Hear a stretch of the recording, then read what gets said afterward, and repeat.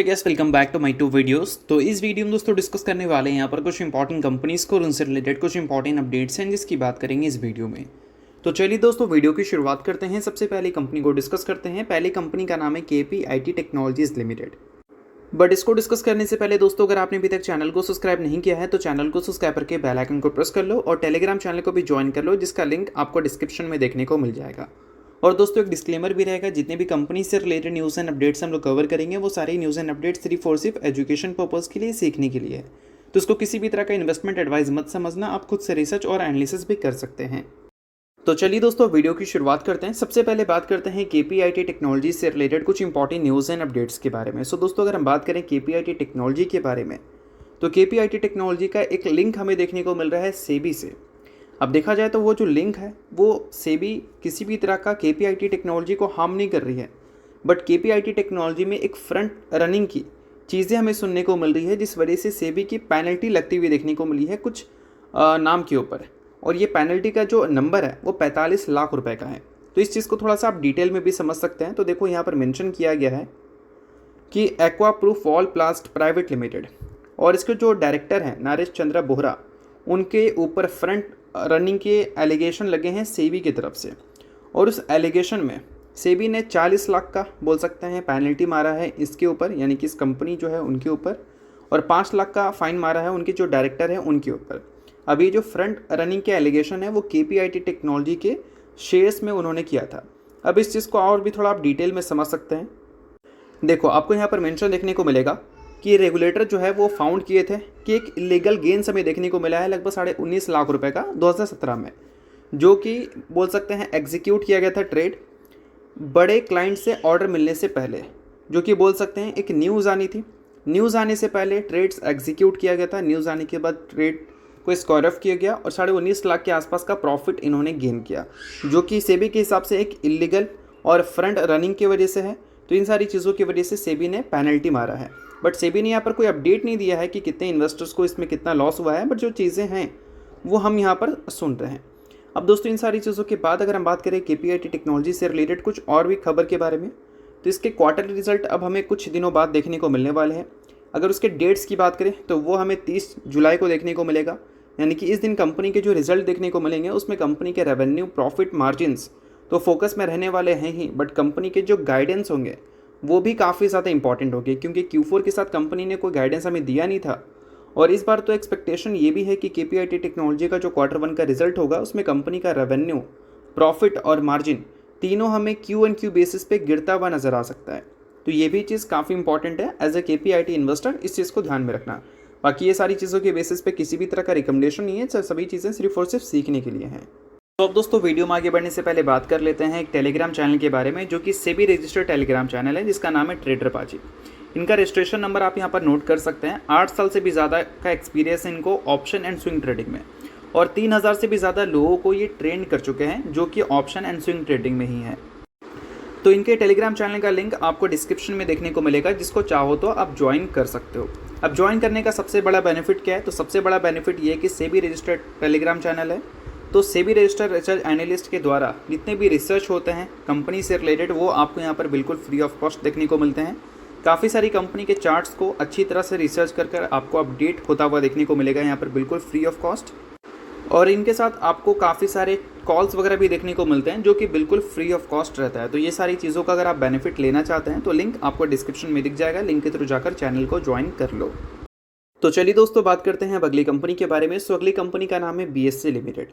सो दोस्तों अगर हम बात करें कल के दिन की, तो कल के दिन आपको BSE ज़बरदस्त फोकस में रहती हुई दिख रही थी। अब इसके पीछे का एक बड़ा न्यूज़ था, और वो जो न्यूज़ है दोस्तों वो BSE से रिलेटेड तो नहीं है, बट बोल सकते हैं जो न्यूज़ है वो BSE के इन्वेस्टर्स के अंदर एक डर का माहौल क्रिएट कर दिया है कि आगे चलकर कंपनी के जो ग्रोथ हैं वो हमें स्लो होते हुए देखने को मिल सकते हैं। अब एग्जैक्ट चीज़ें हैं क्या, उसको आप ऐसे भी समझ सकते हैं डेटा के बेसिस पे, या फिर जो आपको सुनने को मिल रहा है उसके बेसिस पे। अब देखो दोस्तों मेंशन है यहाँ पर कि NSE और BSE कल के दिन आपको पिटते हुए देखने को मिले थे, क्योंकि NSE का जो ट्रेडिंग वॉल्यूम्स हैं उसमें एक ज़बरदस्त हमें डिक्लाइन देखने को मिला है, और रेगुलेटरी भी एक कंसर्न क्रिएट कर चुकी है। अब इस चीज़ को थोड़ा सा डेटा में भी आप समझ सकते हैं कि एग्जैक्ट चीज़ें हैं क्या। तो देखो अगर दोस्तों फर्स्ट एक्सपायरी की बात करें निफ्टी वीकली कॉन्ट्रैक्ट की, जो कि हमें जैन स्ट्रीट के बैन होने से पहले की बात देखने को मिल रही थी। वहाँ पर जो एक्सपायरी में वॉल्यूम्स देखने को मिल रहा था, उसको अगर कंपैरिजन करें प्रीवियस एक्सपायरी डे से, तो वो वॉल्यूम्स में करीब हमें 21% की ड्रॉप देखने को मिली है। 21% की ड्रॉप। यहाँ पर 1-2% की बात नहीं हो रही है, 21% की बात हो रही है। अब ये 21% कितना बड़ा नंबर है? अब ऐसे समझो, अगर हम बात करें इंडेक्स ऑप्शन टर्नओवर के बारे में, जो कि हमें थर्सडे का देखने को मिला, वो हमें 472.5 ट्रिलियन डॉलर देखने को मिली है। और 3 जुलाई को हमें कितना देखने को मिल रहा था? 601 ट्रिलियन डॉलर, सॉरी डॉलर नहीं, रुपीज़, जो कि बैन होने से पहले की ये डेटा थी। और आफ्टर बैन हमें इतनी बड़ी ड्रॉप इनके टर्नओवर में देखने को मिली है। अब देखो दोस्तों, ऑब्वियस सी बात है कि जैन स्ट्रीट जैसा नाम अगर बैन होगा तो ऑब्वियस सी बात है कि एक बड़े टर्नओवर में उसका इम्पैक्ट हमें देखने को मिलने वाला है, क्योंकि एक बड़ा कंट्रीब्यूशन रहता था इनका इंडियन स्टॉक मार्केट में। बट अभी के टाइम पे जो एक बड़ा गिरावट देखने को मिल रही है निफ्टी के टर्नओवर में, उससे क्लियर कट ये तो पता चल रहा है कि टर्नओवर में अगर गिरावट होगी, इसका मतलब वॉल्यूम्स में गिरावट है, तभी तो टर्नओवर में गिरावट है। और वॉल्यूम्स में अगर गिरावट है तो ऑब्वियस सी बात है कि रेवेन्यू, प्रॉफिट उस वजह से इम्पैक्ट फेस कर सकते हैं। और इन्हीं सारी चीज़ों की वजह से कल के दिन बीएससी आपको परेशान होती हुई देखने को मिली है, क्योंकि एनएससी का डेटा हमें वीक देखने को मिला है। अब जैन स्ट्रीट को जो बैन किया है सेबी ने, वो ऐसा तो नहीं सिर्फ एनएससी से बैन किया है, बीएससी से बैन किया है, इनफैक्ट पूरे इंडियन स्टॉक मार्केट से उन्होंने बैन किया है। तो इसका मतलब ये है कि इससे बीएससी को भी इम्पैक्ट दिख सकता है। तो इन्हीं सारी चीज़ों की वजह से इन्वेस्टर्स के मन में एक बड़ा क्वेश्चन मार्क था कि ये इतने बड़े जो वॉल्यूम्स ड्रॉप हमें देखने को मिले हैं, इससे आगे चलकर जो बीएससी के नंबर्स हैं उसमें भी इसका इम्पैक्ट हमें देखने को मिल सकता है। अब इसके क्वार्टरली रिजल्ट की बात करें तो लास्ट क्वार्टर में तो ऑलरेडी इसने काफ़ी अच्छे ग्रोथ तो रिपोर्ट करके दिखाई थे, अगर हम बात करें ईयर ऑन ईयर बेसिस पे या फिर क्यू ऑन क्यू बेसिस पे। बट कहीं ना कहीं ये ग्रोथ मार्केट को उतना पसंद नहीं आया था, बट फिर भी अगर नंबर्स देखोगे तो ख़राब सिचुएशन के हिसाब से अच्छा था। अब इसके बाद हमें काफ़ी सारी चैलेंजेस बीएससी से रिलेटेड देखने को मिली, जिसमें एक चैलेंज था कि एनएससी की एक्सपायरी को पहले कर दिया गया और बीएससी की एक्सपायरी को बाद में कर दिया गया। ये सेबी ने अप्रूवल भी दे दिया था। अब जिसके पास ज़्यादा वॉल्यूम्स, उसके पास ऑब्वियस सी बात है ज़्यादा बिजनेस, और एनएससी को इस वजह से एक बड़ा वॉल्यूम्स मिला है और बीएससी को एक बड़ा वॉल्यूम्स गंवाना पड़ा है, मार्केट शेयर में गिरावट आ सकती है। तो इन सारी चीज़ों की वजह से क्वार्टर वन तो फोकस में था ही कि क्वार्टर वन में इसका कैसा इंपैक्ट हमें देखने को मिलेगा। अब ये जैन स्ट्रीट के डेटा के बाद क्वार्टर वन तो छोड़ो, अब क्वार्टर टू में भी एक बड़ा इन्वेस्टर्स का ध्यान रहेगा कि क्वार्टर टू के नंबर अब हमें कैसे देखने को मिलेंगे। तो अगर आप बीएससी के इन्वेस्टर हैं तो इस सारी चीज़ों को आप नोट कर लेना। बट हाँ, कोई रिकमेंडेशन मैं आपको नहीं दे रहा हूँ, सभी चीज़ें सिर्फ और सिर्फ बिजनेस से रिलेटेड थी, इसके बेसिस पर आप सीख सकते हैं।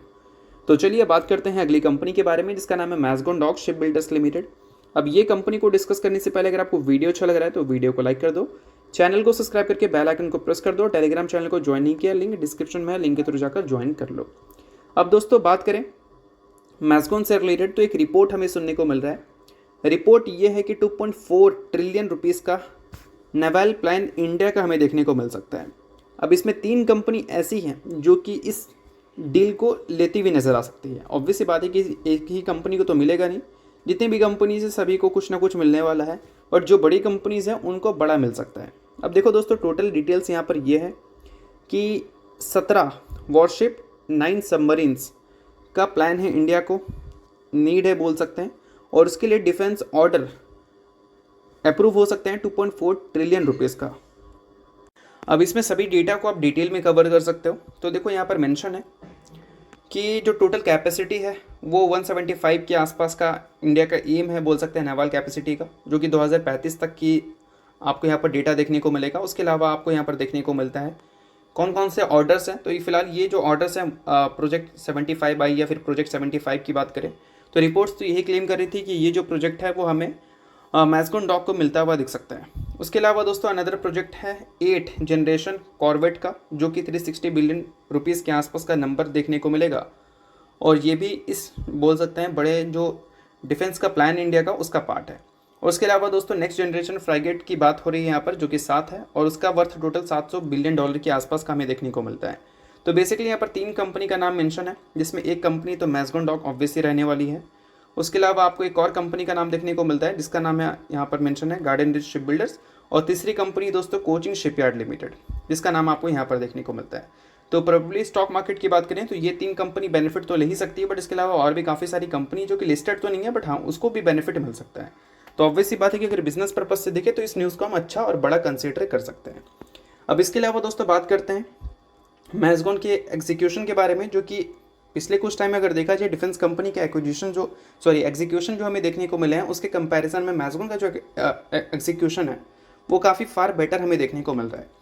अब इन सारी चीज़ों की बेसिस पर अगर ऑर्डर्स मिलते हैं तो काफ़ी ज़्यादा चांसेस है कि मैज़गॉन की जो एग्जीक्यूशन पेस है वो अच्छी है, तो इस वजह से एग्जीक्यूशन कंपनी आगे भी अच्छा करते हुए नजर आ सकती है। अब इसके अलावा दोस्तों बात करते हैं अगली कंपनी के बारे में, नाम है जाइडस वेलनेस। रिसेंटली कंपनी ने स्प्लिट की अनाउंसमेंट की थी 1:5 की रेशियो में, जिसमें कंपनी ने एक शेयर के बदले 5 इक्विटी शेयर देने का फैसला किया था। सो अगर आप इस कंपनी के इन्वेस्टर हैं तो बेशक ये न्यूज़ आपके लिए इंपॉर्टेंट है। शेयर होल्डर नहीं है, इन्वेस्टर नहीं है, इग्नोर कर सकते हैं, न्यूज़ थी इस वजह से मैंने बता दिया, बाकी किसी भी तरह का ये रिकमेंडेशन नहीं है। तो चलिए दोस्तों ये वीडियो यहीं तक थॉप करता हूँ। वीडियो आपको अच्छा लगा होगा, लाइक कीजिए, पहली बार सब्सक्राइब कीजिए। वीडियो के लिए बहुत बहुत शुक्रिया।